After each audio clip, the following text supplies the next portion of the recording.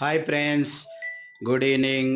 My village home tour. ఈరోజు అయితే మేము శంషాబాద్ ఎయిర్పోర్ట్ చూద్దామని వెళ్తున్నాం ఫ్రెండ్స్.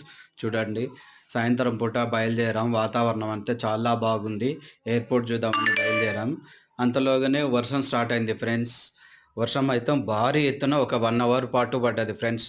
ఎయిర్పోర్ట్ చూడలేకుంటే మళ్ళీ వాపస్ అయిపోయినాం ఫ్రెండ్స్. వర్షం తగ్గిన తర్వాత బయలుదేరాం ఫ్రెండ్స్.